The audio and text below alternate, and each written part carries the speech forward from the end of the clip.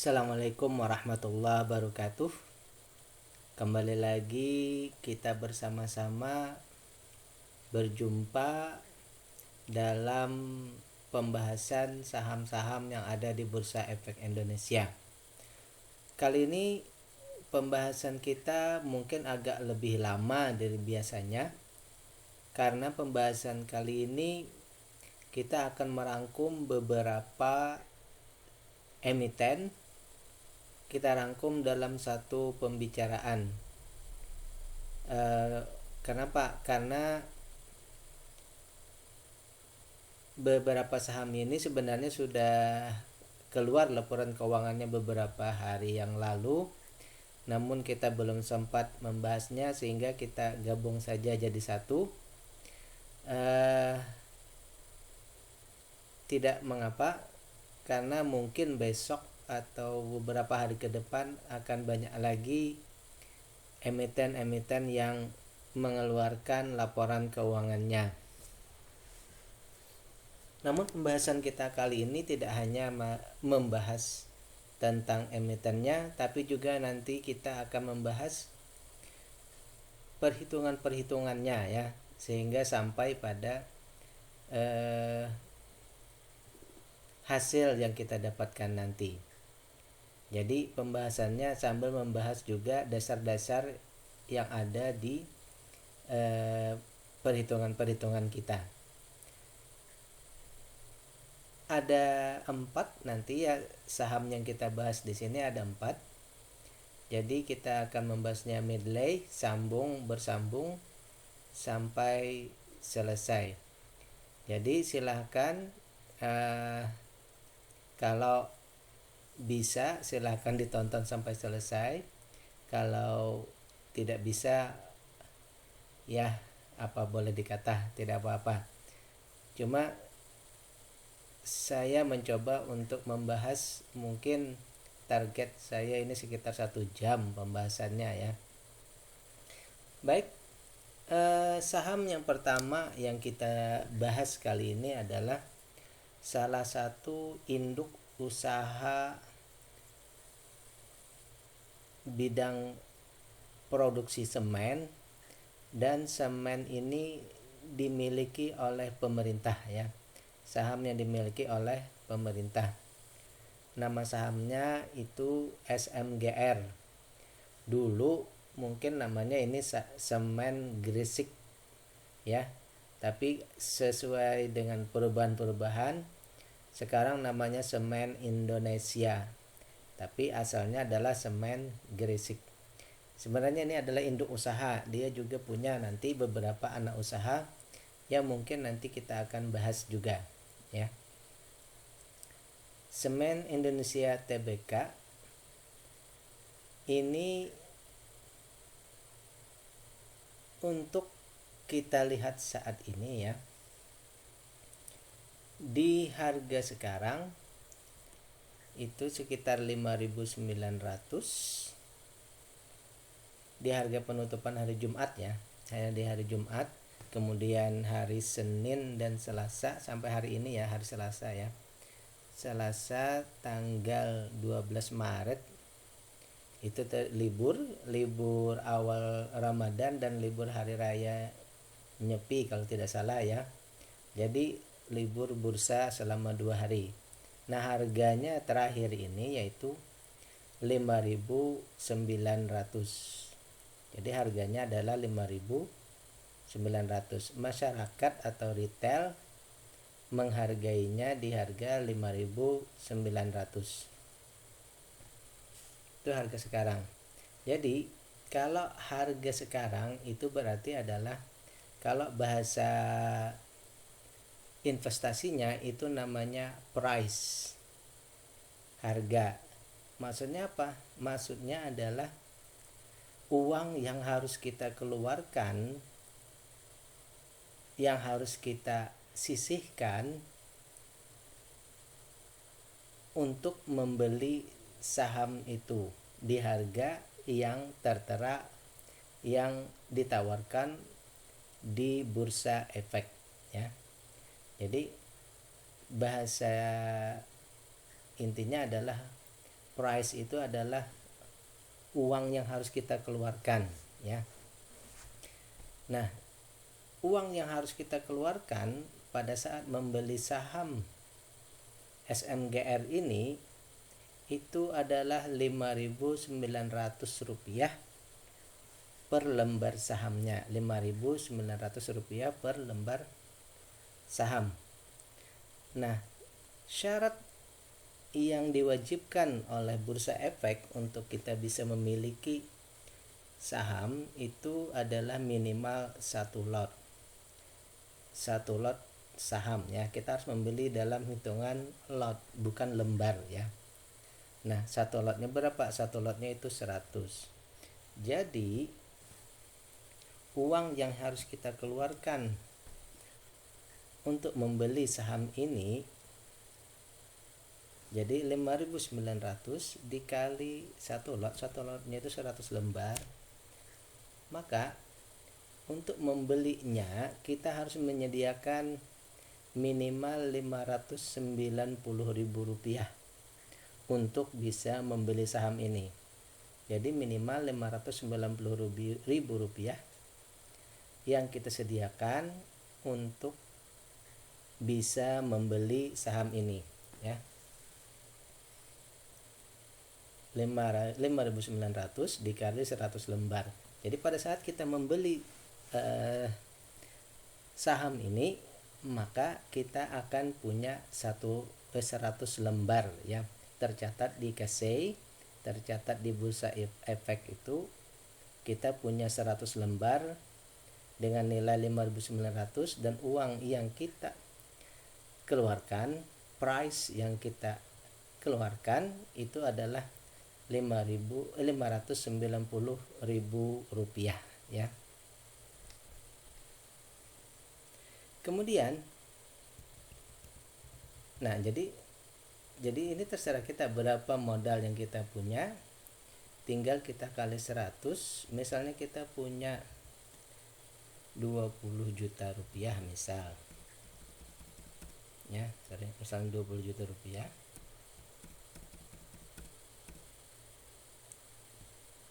kita bagi 590.000, maka kita akan mendapatkan ini terlalu perhitungannya. Misalnya 20 juta rupiah kita bagi 5.900, maka kita akan mendapatkan sebanyak 3.389,88 lembar ya. Tapi kita tidak bisa membeli pakai koma, berarti mungkin nanti kita bulatkan saja, misalnya membelinya di 3.389 lembar. Jadi mungkin kurang dari 20 juta ya. 3.389 lembar. Kalau kita mempunyai dana 20 juta misalnya. Kalau begitu, untuk pembelian lot, untuk lot tentu saja nanti kita dibagi 100 ya. Karena satu lotnya 100. Berarti kita bisa membelinya 33,90 lot. Kalau uang kita 20 juta ya. Kita bisa membelinya sekitar 33,9 lot. Tapi ini perhitungan beli, belum lagi biaya-biaya tambahan. Ada biaya tambahan waktu membeli, yaitu misal sekuritas itu ada yang mulai dari 0,25% dan seterusnya ya. Yang paling kecil itu kalau tidak salah ada yang sampai 0,02 ya, bukan 0,02%, 0,2% dan seterusnya ya. Jadi jumlah harga lot ditambah biaya administrasi yang dikenakan oleh sekuritas, karena kita membeli saham ini tentu harus ada melalui perantara sekuritas, tidak bisa kita membeli langsung ya, tapi harus melalui sekuritas. Nah, untuk teknis pendaftaran sekuritas itu mungkin nanti ada masing-masing sekuritas yang memberikan panduan ya. Baik, kita lanjut untuk hal ini. Sekali lagi, di harga sekarang kalau kita mau membeli saham ini minimal kita menyediakan 590.000 plus biaya ya, plus biaya administrasi. Baik, kita lanjut. Harga sekarang 5.900, sementara nilai buku atau nilai harta yang dimiliki oleh SMGR ini itu nilainya setelah dibagi jumlah hartanya secara keseluruhan dibagi dengan jumlah sahamnya, maka didapatkan per lembar sahamnya itu 6.407.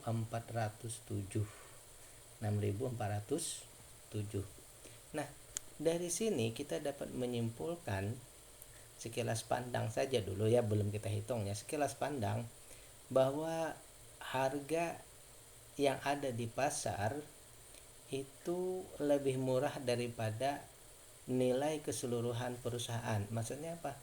Harga per lembarnya 5.900, sementara harga perusahaannya itu 6.407 ya. Jadi ada perbedaan harga, tapi harga sekarang masyarakat itu membelinya lebih murah daripada nilai perusahaannya ya. Dalam istilahnya harga sekarang dan nilai buku. Nah, kita ingin membedakan dulu. Ada yang namanya value ya. Sebelum kita masuk ke pembahasan yang lain, ada yang namanya value, nilai ya. Price dengan value itu berbeda. Price tadi itulah harga yang kita bayar dengan menggunakan uang yang ada saat itu. Sementara value adalah yang kita dapatkan pada saat membeli perusahaan itu. Misal, value-nya perusahaan SMGR ini adalah 6.407. Jadi uang yang kita keluarkan 5.900, sementara barang yang kita dapatkan itu nilainya 6.407. Artinya apa? Artinya uang yang kita keluarkan itu lebih sedikit daripada nilai perusahaannya. Artinya secara harfiah kita pada saat membeli kita mendapatkan keuntungan. Karena apa? Untungan selisih harga. Bahasa istilahnya yang lainnya adalah kita dapat diskon. Ya. Kenapa? Anggap saja begini. Kita mau beli baju itu biasanya harganya di pasaran pada umumnya harganya misalnya 25.000. Ternyata pada hari tertentu ada harganya 17.000. Nah, berarti harga sekarang itu di bawah dari harga wajarnya. Jadi harga dari nilainya itu berarti kita dapat diskon ya. Sementara bisa juga karena misal sekarang ini sedang bulan puasa, baju yang biasanya harganya 25.000 ternyata saat ini dijual 30.000. Nah, berarti harga yang kita bayarkan dibanding dengan nilainya, uang yang kita keluarkan lebih banyak daripada nilai yang sebenarnya. Nah, ini namanya kita tidak dapat diskon, tapi kita malah kemahalan namanya ya, kita membelinya kemahalan. Nah, tugas kita sebenarnya menganalisa saham itu adalah ya menentukan itu tadi, menentukan harga dengan nilai. Apabila harga itu di bawah dari nilainya, maka kita mendapatkan diskon dan kita mengharapkan itu, ya. Sementara kalau harga sekarang di atas dari nilainya, berarti kita tidak mendapatkan diskon, malah kita merugi secara harfiah tadi. Baik, sekarang kita lanjut untuk perbedaan selisih antara harga sekarang dengan nilai perusahaannya.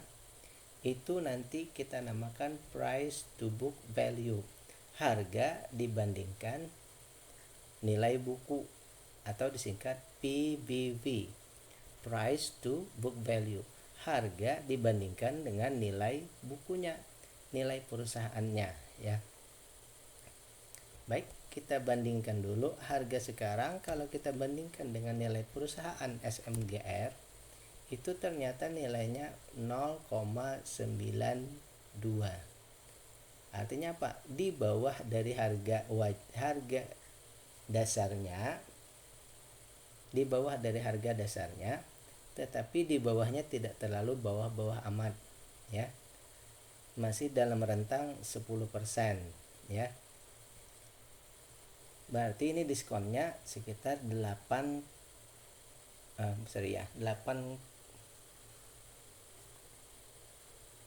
persen, ya. Ini berarti 8%.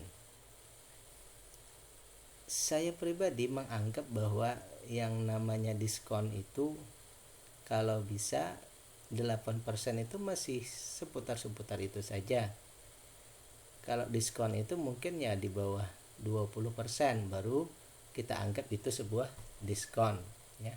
Oleh karena itu saya menganggap bahwa kalau harganya itu masih dalam rentang antara harga tertingginya 6407 tadi ke bawah 20%, masih di rentang itu, berarti harganya masih dalam angka wajar. Berarti harga sekarang ini kita anggap saja harganya harga wajar, artinya harganya kurang lebih saja dengan harga dengan nilai bukunya. Jadi kalau kita membeli di harga sekarang, sebenarnya kita anggap saja diskonnya ya ada tapi kurang banyak.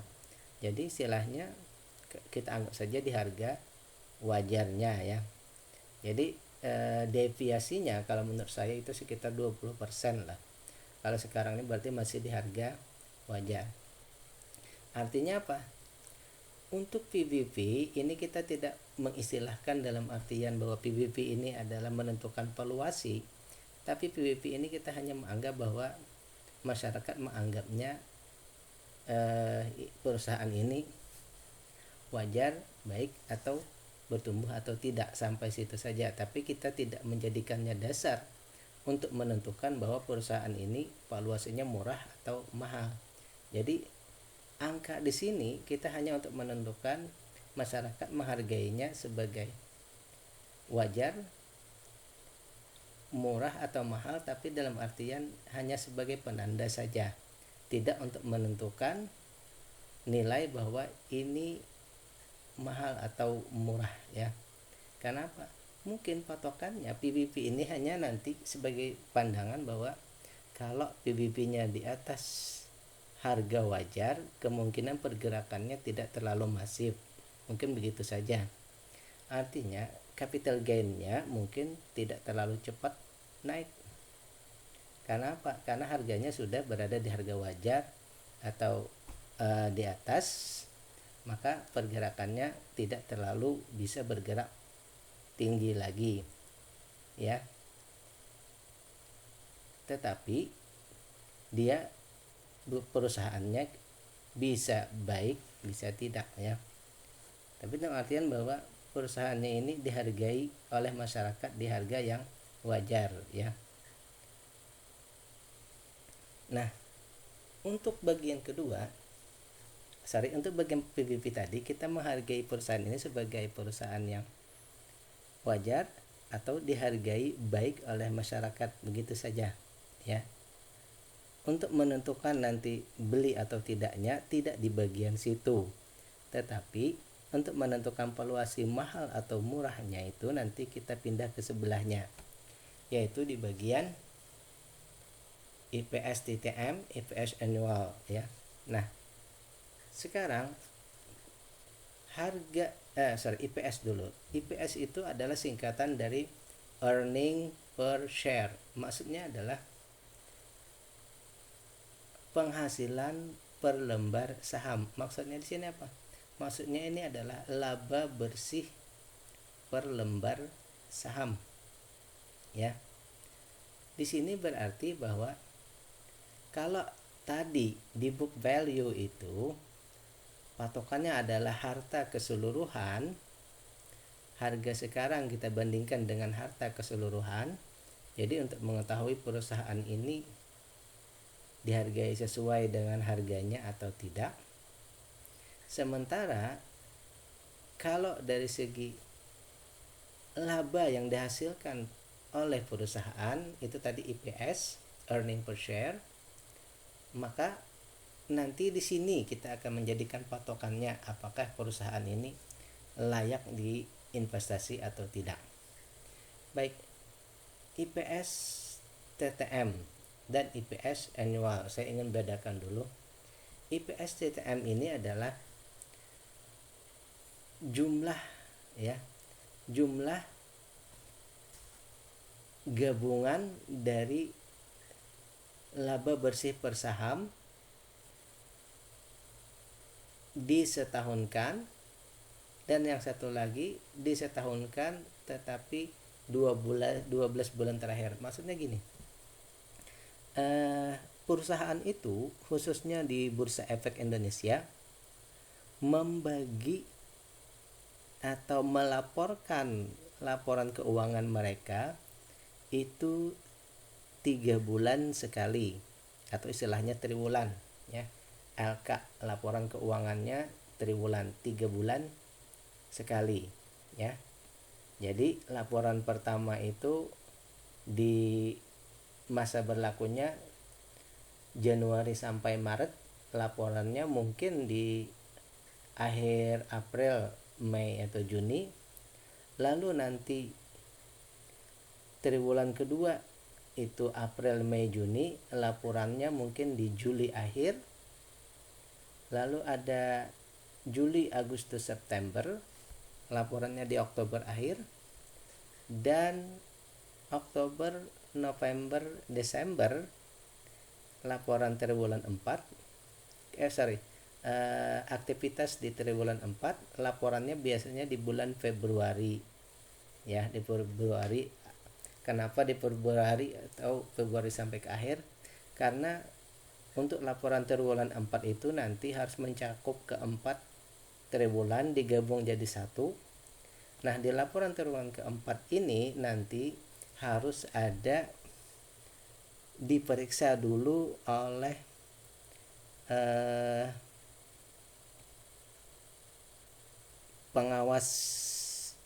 pengawasnya ya. Maksudnya ada akuntan publik yang memeriksa dulu laporan keuangannya sehingga mereka memutuskan apakah laporan perusahaan ini dapat diterima dengan tanpa ada catatan atau diterima dengan catatan atau tidak memberikan pendapat ya. Maka itu nanti setiap tahun di triwulan keempat maka ada laporan tadi beserta telaah dari akuntan publik tadi ya. Nah, bagaimana pembahasannya ya? Untuk IPS TTM tadi misal ya. Misal di triwulan 1 misal 12 ya, di triwulan 2 21, di bulan 3 2000 ya, di triwulan 3 itu 23, di triwulan 4 misalnya 14. Nah, kita pindah juga sebelah ya. Nah, untuk IPS TTM itu misal dia perhitungannya adalah ditambahkan 12 bulan terakhir ya. Ternyata misalnya ini jumlah sekarang, kalau kita hitung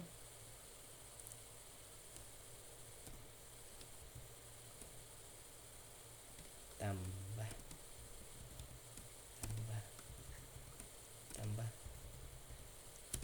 nah itu totalnya adalah 70 ya. Ini sama juga hasilnya 70. Tetapi kalau yang TTM itu nanti apabila ada data yang baru ya, ini misal triwulan 1, triwulan 2, 3, 4, 1 tahun ternyata hasilnya 70 ya. Ini hasilnya juga sama 70 ya. Tetapi penghitungannya itu nanti akan berbeda. Ternyata di triwulan berikutnya, misalnya di triwulan berikutnya itu dia punya 13 ya. Maka yang terjadi adalah semula penambahannya 12 tambah 21 tambah 23 tambah 23 tambah 14 70. Maka lanjutannya adalah perhitungannya kita hilangkan yang di atas, kita sambung lagi dengan yang di bawah dan kita sambung dengan yang terbaru. Maka hasilnya adalah 71 ya. Jadi dia menghitung berkelanjutan yang selama 12 bulan terakhir. Jadi di bulan berikutnya ditambahkan, bulan yang terdahulu dihilangkan satunya. Jadi yang tersisa nanti semuanya dia menggelinding terus bersambung ya. Sehingga nanti ada beda hasil antara TTM dengan annual. Beda dengan annualize, kalau TTM tadi bersambung, misal tadi coba kita ulang. Dianggap saja triwulan 1 2023, triwulan 2 2023, triwulan 3 2024, triwulan 4 2025, 2024, 2023. Di sini misalnya triwulan 1 2024. Maka pada saat di 2024, maka yang triwulan 1 di 2023 kita hilangkan ya. Kita hilangkan. Yang kita masukkan adalah yang di triwulan 1 2024. Begitu ya. Kemudian nanti misal ada lagi triwulan 2 2024, misalnya kita dapat 15. Triwulan 2 2024, maka triwulan 2 2023 kita hilangkan. Maka penambahannya adalah sekarang menjadi ini plus ini plus ini plus ini ya. Misalnya 65, berarti ada penurunan. Asalnya 70 ya. Di triwulan 2 2023 itu ya, di triwulan 4 2023 itu hasilnya 70. Ternyata setelah berjalan di triwulan 2 2024 hasilnya 65, berarti ada penurunan. Nah, begitu cara menghitung IPS TTM tadi ya. Dia dihitung-hitung terus, tapi triwulan yang sama dibuang, triwulan yang sama di tahun berikutnya dibuang, dimasukkan yang baru, disambung terus. Mereka biasanya para ahli menggunakan ini untuk menghitung kenaikan atau penurunan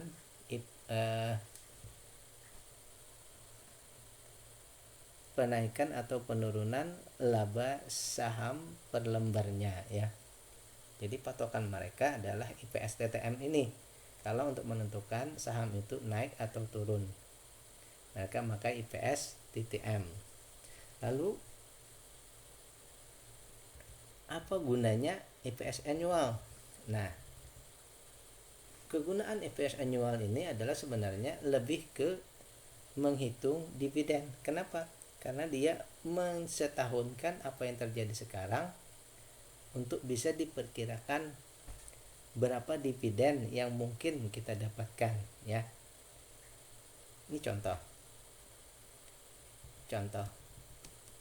ketika triwulan 1, ya, ketika triwulan 1 kita mendapatkan data, nah enggak saja di sini kita kerja di triwulan 1 misalnya kita dapatkan data 12. Nah, untuk annualize karena kita akan mendapatkan 4, ya, kita mendapatkan 4 triwulan, berarti kita pindah ke sini, ya. Berarti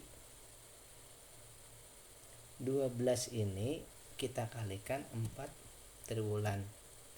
Berarti perkiraan kita bahwa nanti IPS disetahunkannya sekitar Rp48. Nah, yang Rp48 ini yang nanti kita padankan dengan dividen yang untuk dibagi, ya. Jadi sekali lagi IPS TTM ini gunanya untuk memperhitungkan pergerakan keuntungan perusahaan, apakah tiap kuartal itu menaik atau menurun, maka itu pakai IPS TTM. Tetapi IPS annualize ini gunanya adalah untuk melihat keuntungan perusahaan, proyeksi keuntungan perusahaan nanti berapa untuk memperhitungkan dividen. Nah, kalau 1 triwulan maka kita pakai kali 4. Bagaimana kalau 2 triwulan? Ternyata untuk 2 triwulan misal dia dapat 24. Nah, kalau yang seperti ini sekarang dia menjadi berapa? 36, ya. 24 ditambah 12. 24 ditambah 12, 24 ditambah 12, 36. Nah, 36 itu separuh, ya kan? 2 triwulan ini sudah separuh, artinya kan? Berarti 36 kalau separuhnya berarti kali 2. Nah, berarti untuk annualize-nya diperkirakan nanti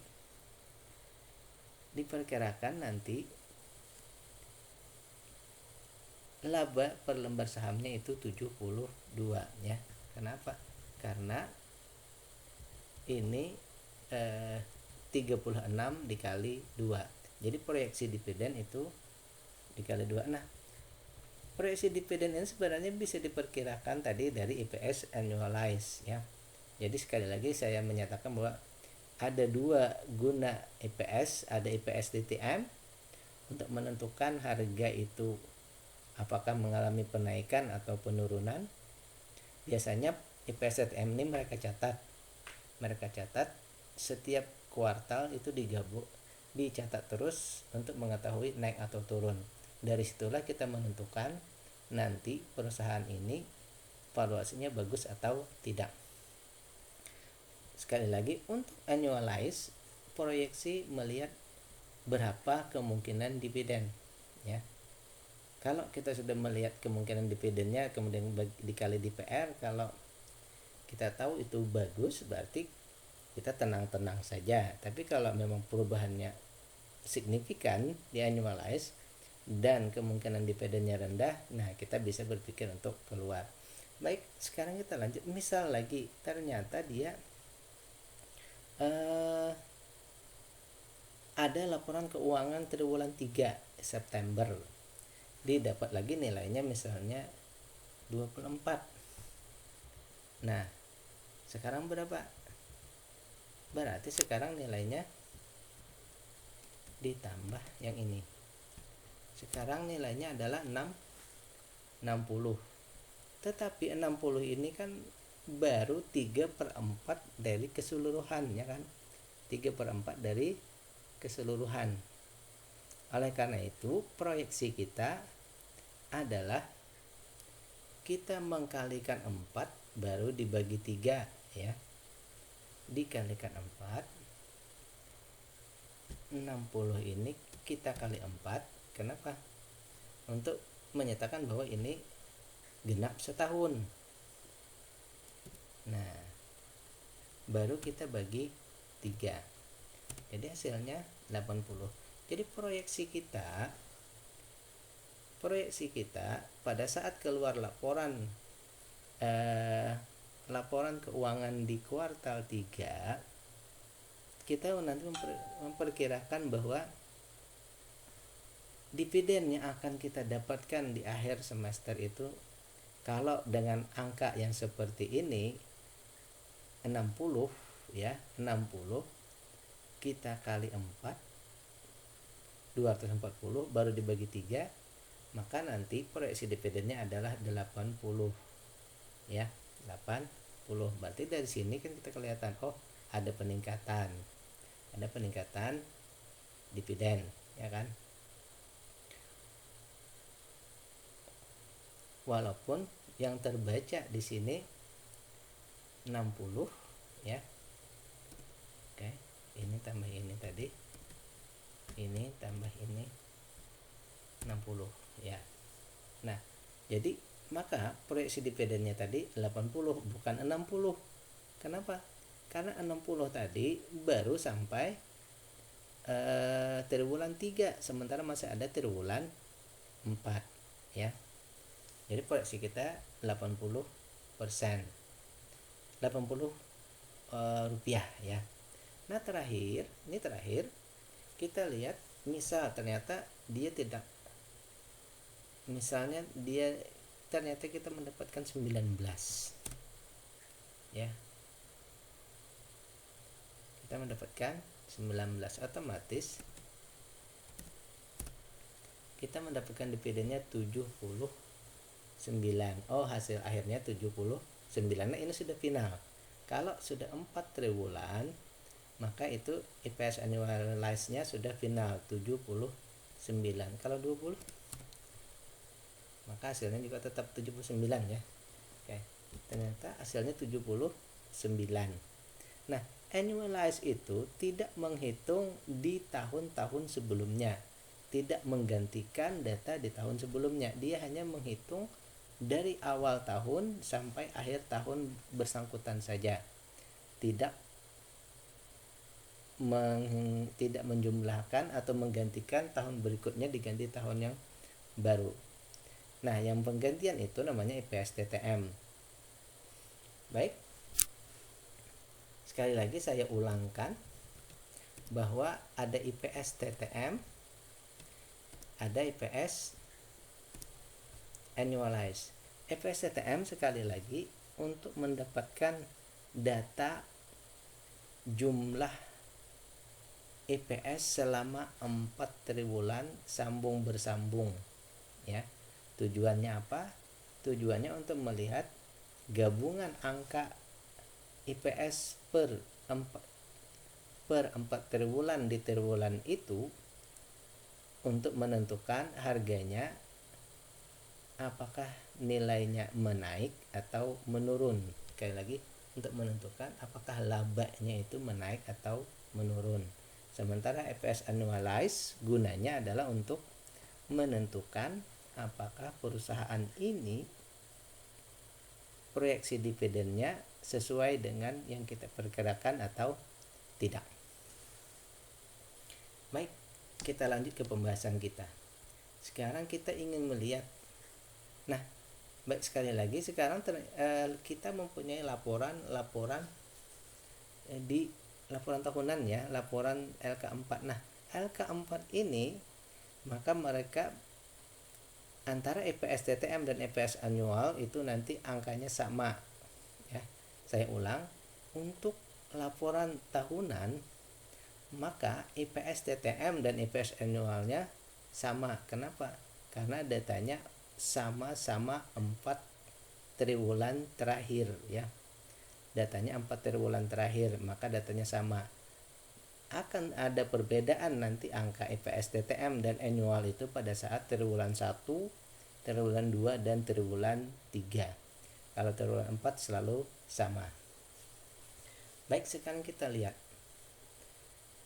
Tadi untuk harga sekarang dibandingkan nilai perusahaan, maka SMGR ini kita hitung perusahaannya ini dihargai wajar oleh masyarakat. Masyarakat menganggapnya sekarang ini di harga yang memang segitu ya. Kemudian kita lihat dari segi keuntungan.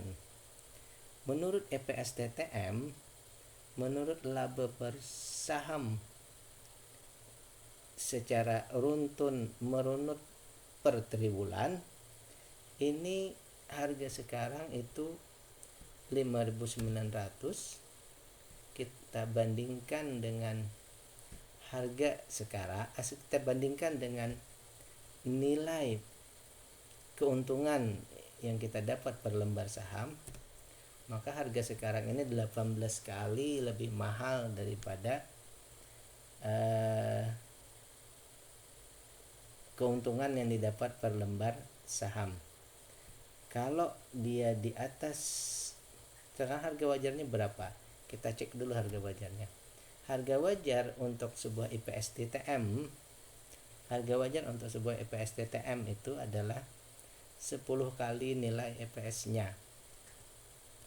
10 kali nilai EPS-nya. Berarti harga wajarnya itu adalah di 3.210. 3.210. Sementara harga sekarang 5.900. Artinya apa? Artinya kalau kita mau membeli saham perusahaan ini, ada baiknya maksimal hanya di harga 3.210. Kalau untuk harga sekarang secara valuasi itu mahal. Artinya apa? Kalau kita membeli saham ini, artinya tadi misalnya baju harganya 25.000, kita membelinya di harga 50.000, ya seperti itu. Artinya apa? Kemahalan kan, maksudnya gini, uang yang kita keluarkan dibanding nilai yang kita dapatkan itu jauh berbeda ya. Jadi simpulannya, harga sekarang 18 kali lebih mahal daripada keuntungan yang didapat ya. Jadi simpulan awal dulu, valuasi SMGR ini adalah perusahaannya bertumbuh dengan dari mana? Dari harga wajar tadi, tetapi valuasinya mahal ya. Valuasi mahal karena kalau kita beli, uang kita terlalu banyak dikeluarkan untuk hal yang jauh lebih murah. Jadi satu kriteria ini kita anggap tidak memenuhi dulu ya. Kriteria dari segi murahnya kita tidak cocok ya. Mungkin perlu menunggu harganya turun dulu sampai ke sekitar 3.210 atau ke bawah, baru ada diskon. Kalau sekarang terlalu tinggi ya. Sekarang kita lanjut ke bagian kedua. Kita ingin melihat tadi dari segi IPS annualnya. IPS disetahunkan. Untuk apa? Untuk mengetahui apakah perusahaan ini keuntungannya tadi kalau kita jadikan dividen bisa menjadi pertimbangan selanjutnya ya. Dari satu segi valuasi sudah mahal. Sekarang kita cek dari segi dividen. Nah, SMGR ini karena ini adalah perusahaan BUMN, pemerintah tentu ingin ada hasil yang didapat dari usaha ini. SMGR ini untung, tetapi keuntungannya dibandingkan harga ya.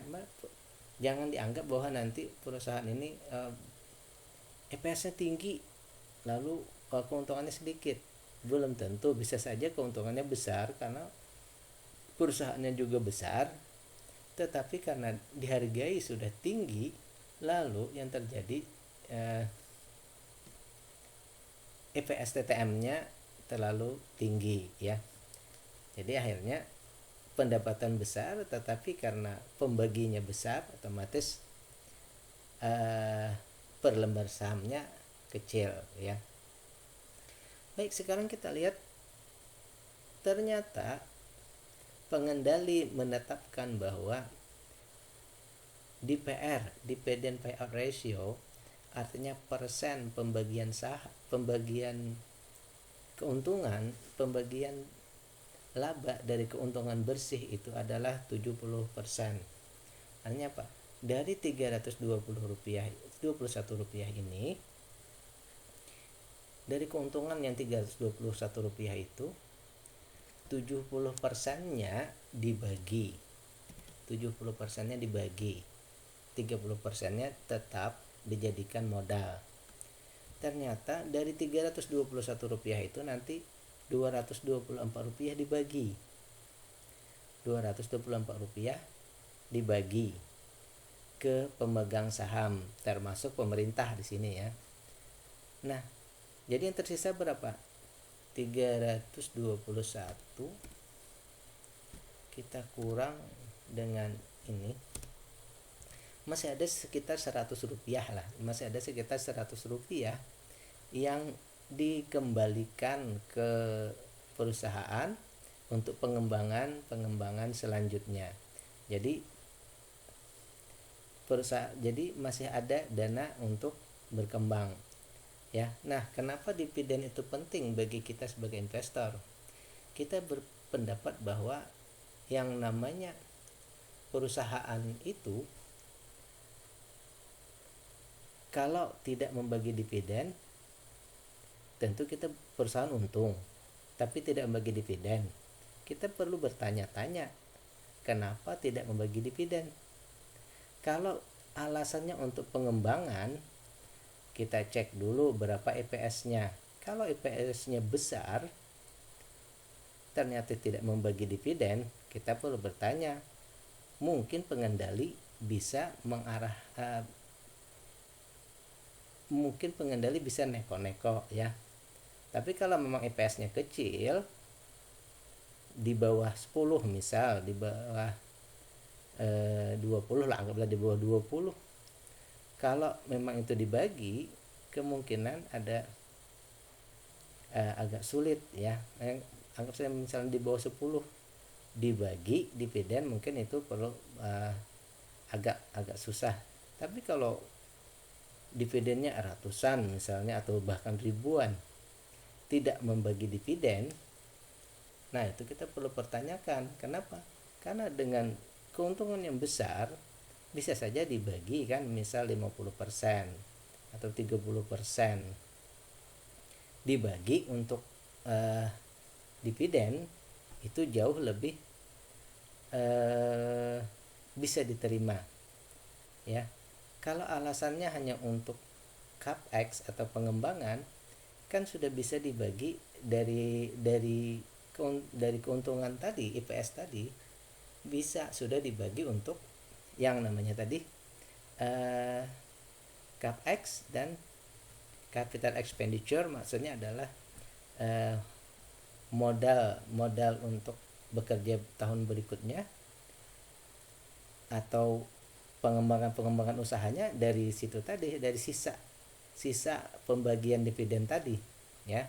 Jadi semuanya win-win solution. Si perusahaan dapat dapat dari sisa dividen, dan investor mendapatkan juga keuntungan mendapatkan juga hasil dari investasi mereka. Ini win-win solution. Oleh karena itu saya selalu menekankan bahwa kita mesti dapat dividen ya. Tidak boleh hanya capital gain. Lalu bagaimana dengan capital gain? Kalau perusahaannya baik, perusahaannya bagus, tentu saja nanti dividen akan mengiring. Kalau perusahaannya baik, tentu saja capital gain, misal perusahaannya bagus, tiap tahun meningkat, hasilnya meningkat tiap tahun, sehingga EPS-nya naik terus. Perusahaan yang baik, EPS-nya naik, otomatis para investor akan melirik. Dengan seperti itu akan ada yang membeli, akan ada demand, tentu saja akan ada kenaikan harga.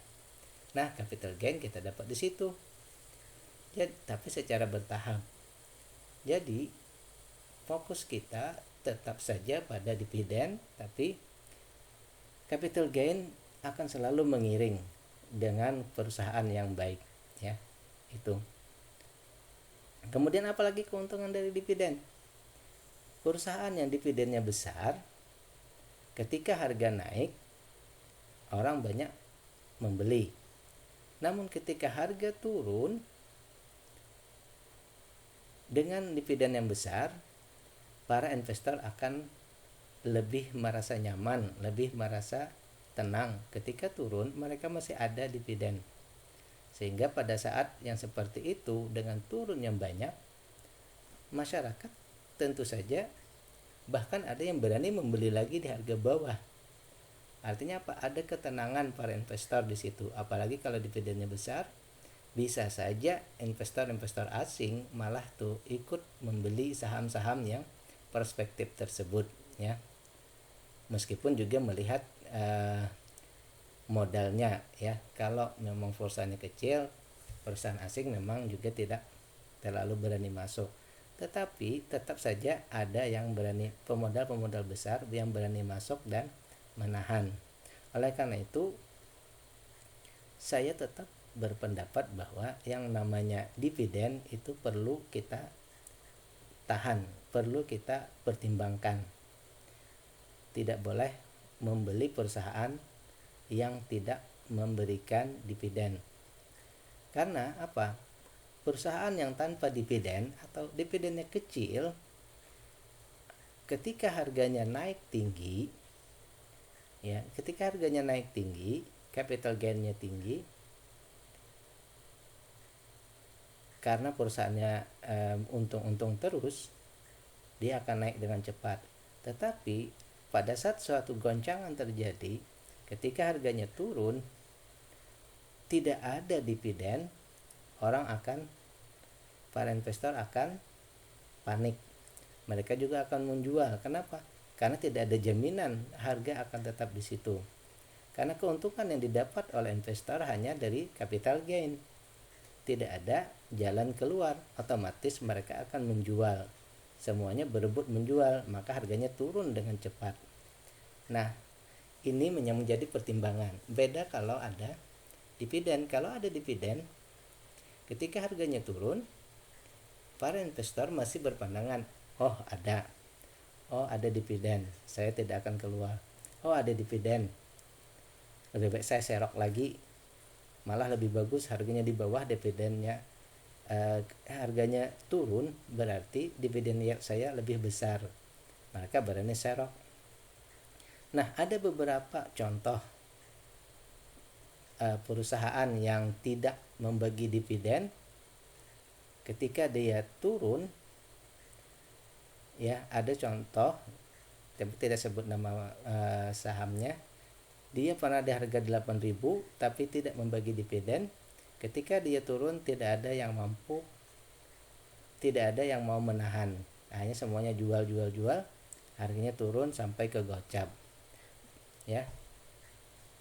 Bisa nanti kita mencek beberapa perusahaan yang tidak membagikan dividen.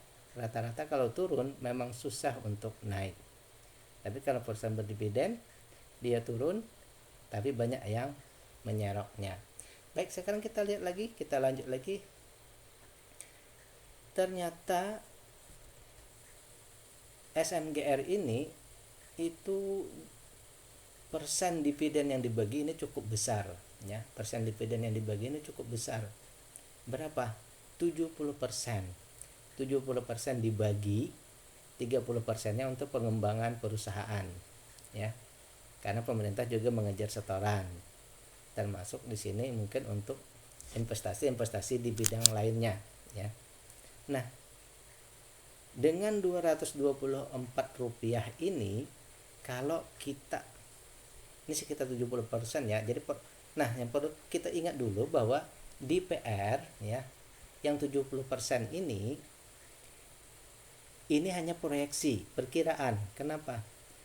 Karena biasanya seperti itu. Kurang lebih 70%. Nah, jadi ingat yang namanya di PR proyeksi itu perkiraan untuk ke depan. Pastinya berapa?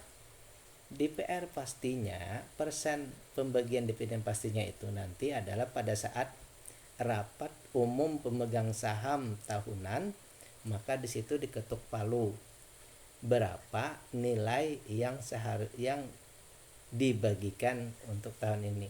Jadi kesimpulannya yang saya tuliskan di sini adalah proyeksi saja karena belum ada rapat. Ya, memang sudah sampai setahun 4 triwulan, tetapi ini proyeksi karena belum ada rapat. Nah, proyeksi kita 70%. Jadi sekitar segini.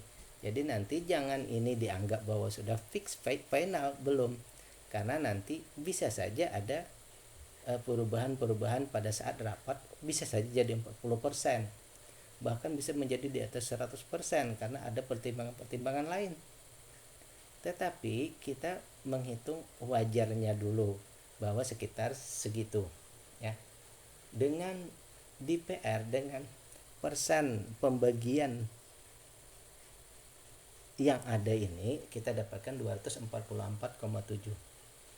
Nah, sekarang kita ingin mengetahui dividennya ini layak atau tidak bagi kita. Yang kita lihat tidak hanya di persen tadi. Jadi screening pertama untuk dividen itu adalah memang DPR. Untuk DPR ini saya menghitung sebaiknya itu minimal 30% ya. Minimal sebuah perusahaan itu membagikan 30% ya.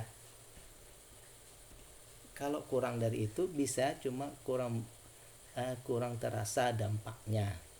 Jadi sebaiknya pandangan kita pertama, screening pertama adalah 30%.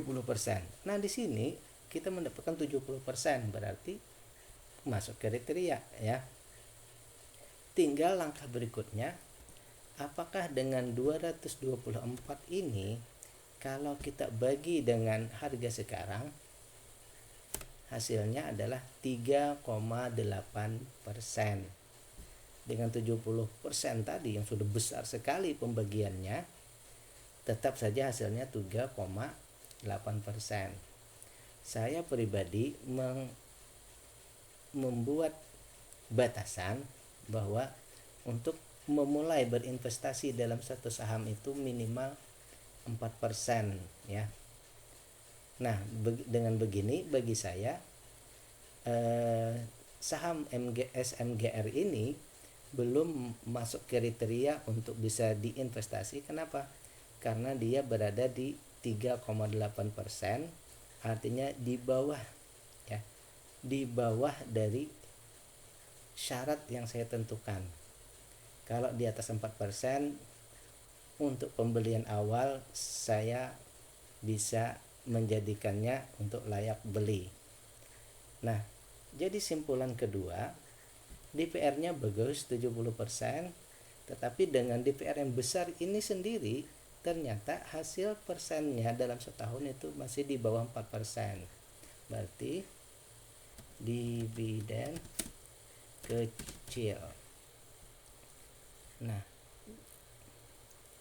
kita sudah mendapatkan dua kriteria. Kriteria pertama dari segi valuasi perusahaan, dari segi keuntungannya kecil. Kenapa? Karena harga sekarang itu di atas harga wajarnya. Jadi valuasinya mahal. Kemudian dividennya kecil.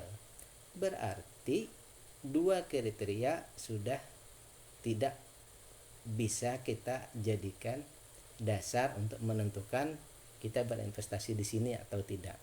Yang berikutnya ada yang namanya, ini sudah tidak lagi ada hubungannya dengan harga yang terjadi sekarang, kemudian nilai perusahaannya berapa dan keuntungannya berapa. Sekarang kita melihat dari sisi yang lain. Bisa saja perusahaan itu bagus, valuasinya murah, misal, kemudian dividennya besar, bisa saja. Ternyata perusahaannya banyak utang ya. Nah, sekarang kita lihat DER, debt to equity ratio. Hutang dibandingkan dengan modal yang dimiliki oleh perusahaan. Jadi DER ini, debt to equity ratio, artinya apa? Hutang yang dimiliki oleh perusahaan, hutang berbunga ya. DER itu hutang berbunga dibanding dengan modal. Jadi rasionya berapa? Nah, untuk SMGR ini hutang berbunganya itu dibandingkan dengan modal yang dimiliki itu 35%. Artinya apa? Hutangnya, standar kita hutang itu adalah 100%. Nah, dari sini kita dapat melihat bahwa hutangnya baru 35%. Artinya perusahaan ini hutangnya aman. Kemudian sebelahnya ada liability. Nah, apa bedanya liability dengan DER? Kalau DER tadi hutang berbunga, tapi kalau liability ini adalah hutang-hutang, tanggungan-tanggungan. Misalnya ada pembelian-pembelian kepada supplier tapi tidak berbunga. Nah, itu dimasuk di sini. Jadi tanggungan-tanggungannya misalnya banyak tapi tidak berbunga. Ya. Banyak orang atau analis hanya memfokuskan pada hutang berbunga ya, tidak kepada tanggungan-tanggungan. Jadi fokusnya pada hutang berbunga. Kalau hutang berbunganya di atas 100 baru awas. Kalau liability-nya tidak dihitung. Kalau saya pribadi, saya juga menghitung liability ini karena walaupun hutang itu sebenarnya tanpa bunga tetap saja hutang. Artinya apa? Perlu dicarikan dana untuk membayar. Oleh karena itu, saya pribadi menghitung keduanya. Hutang berbunga maksimal 100, juga hutang tanpa bunga tetap saya hitung tidak boleh lebih dari 100. Oleh karena itu, kalau kita melihat SMGR ini, hutangnya sebenarnya aman. Hutang aman. Kenapa? Tidak ada yang melebihi batas hutang. Kemudian untuk masalah hutang ini ada pengecualian untuk beberapa sektor ya.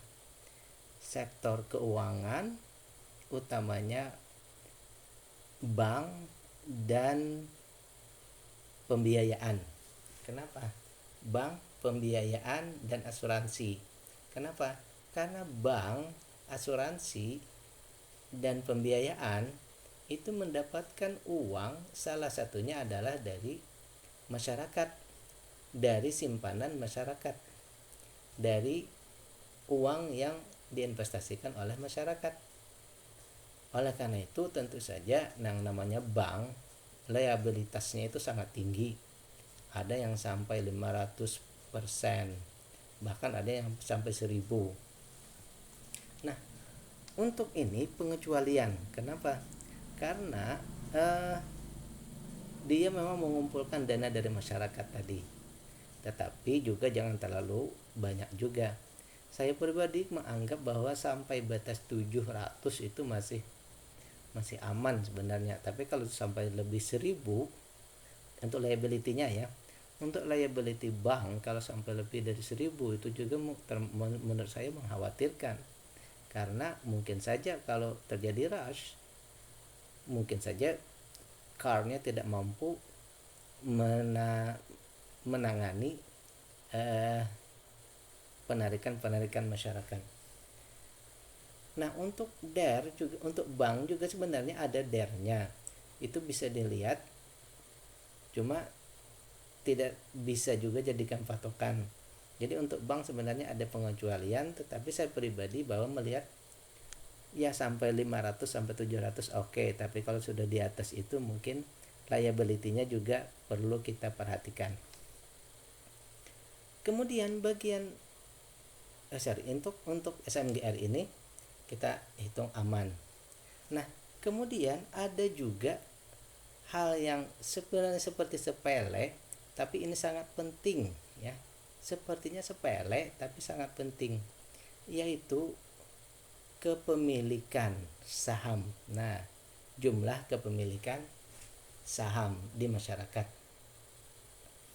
Maksudnya gini, saham di masyarakat itu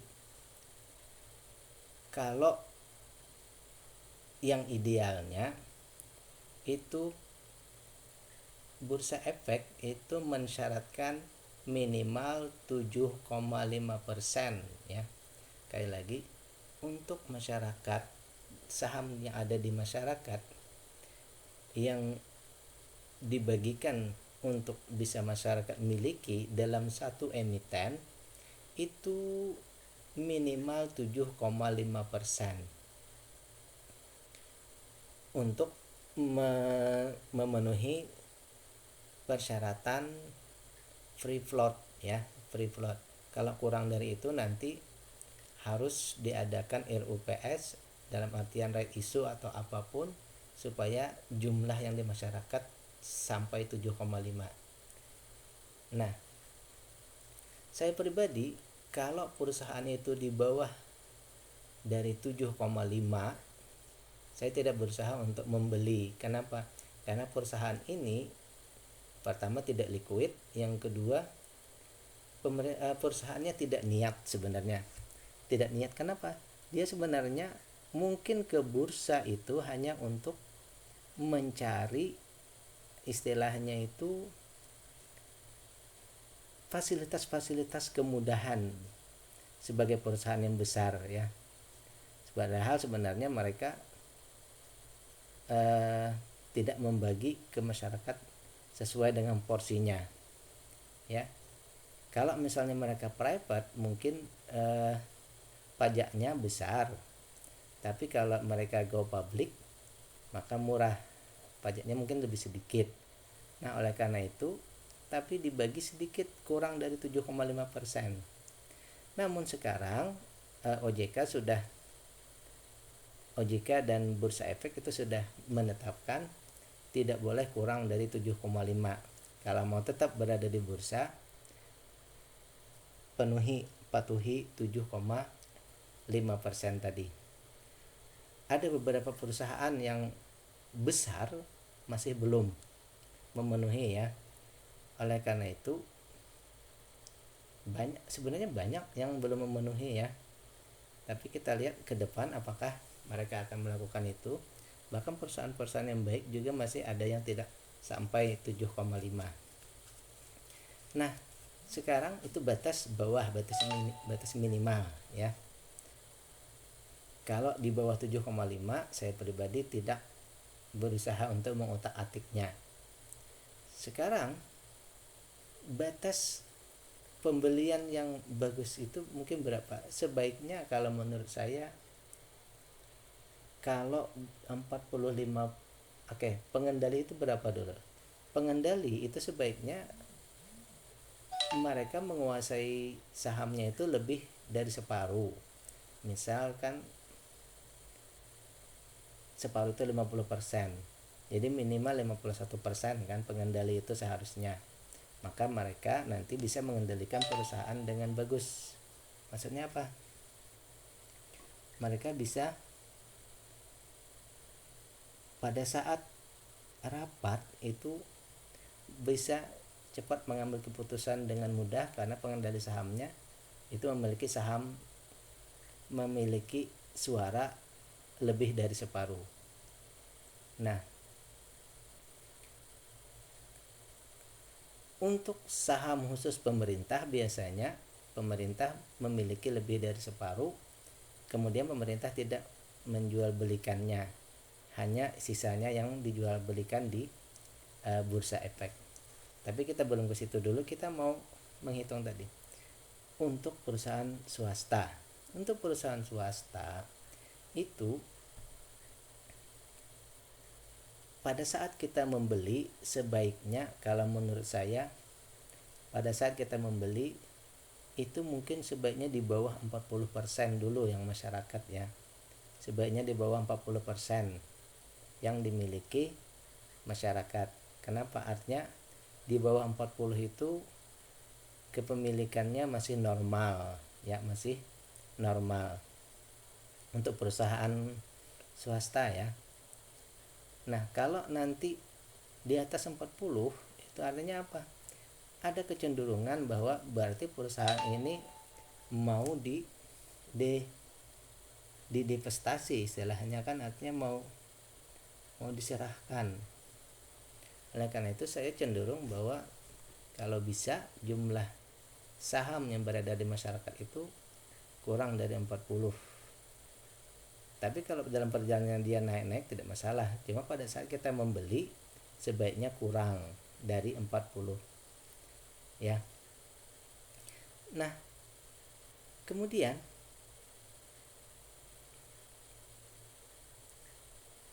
di masyarakat ini kalau ternyata kepemilikan masyarakat itu besar ya, kepemilikan masyarakat itu besar kecuali pengendalinya masih menguasai, maka misalnya masyarakat 45 atau 46 tetapi pengendalinya masih di angka 50, misalnya di 46 tadi pengendali masih 54, itu masih aman. Tetapi yang jadi masalah itu misalnya masyarakat 46 tetapi pengendalinya 30, pengendalinya 35. Nah, maka di sini ada permasalahan besar.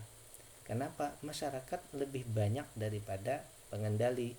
Akibatnya di sini kesulitan nanti pada saat rapat untuk menentukan hasil rapat ya. Jadi sahamnya besar pun perlu dicek juga pengendalinya. Seperti saham pemerintah tadi. Misalnya pemerintah 52%, masyarakat 48%. Tapi pemerintah kan tidak jualan, tidak trading, maka aman saja. Tetapi kalau tadi masyarakat 45, kemudian pihak-pihak pengendalinya banyak, ternyata 30 dan mereka tidak terafiliasi, maka itu berbahaya. Ya. Itu untuk masyarakat, ya. Oleh karena itu kenapa tadi saya menghitung bahwa saya lebih menyenangi bahwa yang namanya kepemilikan masyarakat itu di bawah 40%. Kalaupun ada pengecualian tadi di atas 40 tetapi pengendalinya tetap di atas 50 dan pengendalinya tidak trading. Ya. Sekarang kita lihat ke sebelah, ada yang namanya KSEI. Nah, ini catatan khusus sebenarnya ya. Yang saya tulis KSEI di sini adalah bahwa KSEI itu maksudnya saham yang tercatat di bursa efek dan bisa dijual belikan secara langsung ya. Sekali lagi tadi kan masyarakat 49% misal, kemudian di KSEI ini 49%. Artinya apa? Saham yang ada di masyarakat 49% dan yang ada di bursa efek yang bisa dijual belikan itu 49%. Berarti saham yang dijual belikan ini milik masyarakat saja. Pengendali tidak trading, berarti aman ya. Jadi kita ambil kesimpulan dulu sementara. Pengendali bukan masyarakat, walaupun nilainya besar ya. Pengendali bukan masyarakat walaupun nilainya besar. Pengendali bukan masyarakat. Tapi sebelahnya di KSEI jumlahnya 49 juga, berarti pengendali tidak dan tidak trading. Artinya aman, perusahaan ini tetap akan dijaga oleh pengendali ya. Perusahaan ini tetap akan dijaga oleh pengendali. Nah, beda kalau misal ternyata masyarakat yang 49 ternyata di KSEI-nya 100. Ini artinya apa? Ternyata di KSEI-nya 100. Itu berarti saham yang tercatat di Bursa Efek Indonesia yang bisa diperjualbelikan langsung itu ke 100%-nya. Artinya Pak, si pengendali bisa saja sewaktu-waktu langsung jualan atau sedikit demi sedikit jualan. Bisa. Kenapa? Karena semuanya tercatat ya, non warkat. Artinya apa? Bisa diperjualbelikan. Berarti di sini pengendali, kalau misalnya di KSEI 100, berarti di sini pengendali bisa trading dan bisa trading misal. Nah, di sini kita harus awas, kita harus hati-hati bahwa si pengendali bisa melego sahamnya ya. Di sini ada mungkin kekurang amanan ya. Kekurang amanan. Tapi karena tadi 49%, berarti saham ini oleh pemerintah tidak akan dijual. Pemerintah tidak akan menjual sahamnya dan pemerintah tidak trading ya. Jadi dari segi hutang perusahaan ini aman. Dari segi kepemilikan perusahaan ini aman. Hanya permasalahannya adalah perusahaan ini valuasinya sudah mahal dan dividennya saya anggap kecil. Oleh karena itu, kalau menurut simpulan saya, perusahaan ini belum saatnya invest di sini ya. Saya pribadi ya, belum saatnya invest di sini ya. Saya tentu akan menunggu valuasinya turun lebih dalam dulu menuju ke harga wajar atau harga diskon dan dividennya memenuhi kriteria, baru saya berniat akan masuk ya. Kenapa? Karena kita tadi berpedoman bahwa kita ingin mendapatkan saham yang berada di valuasi murah, dividennya tinggi, hutang aman, dan kepemilikan pengendali itu menenangkan hati kita ya. Semua itu kalau digabung maka akan memudahkan kita. Paling tidak kita berinvestasi merasa lebih nyaman ya. Jadi simpulannya apa? Simpulannya adalah untuk berinvestasi di bursa saham itu tidak peduli perusahaannya besar atau kecil, perusahaannya terkenal atau tidak, milik pemerintah atau bukan, tetap tugas kita yang pertama adalah menganalisa, mencari saham yang valuasinya murah, dividen besar, hutang kecil, dan pengendali membuat kita aman ya. Itu saja ya, mohon maaf tadi rencana akan membahas banyak saham, ternyata dari pembahasan ini hanya satu saham yang bisa kita bahas ya. Hanya satu saham yang sempat kita bahas, itu pun sudah lebih dari 1 jam ya. Mudah-mudahan ini bisa menjadi salah satu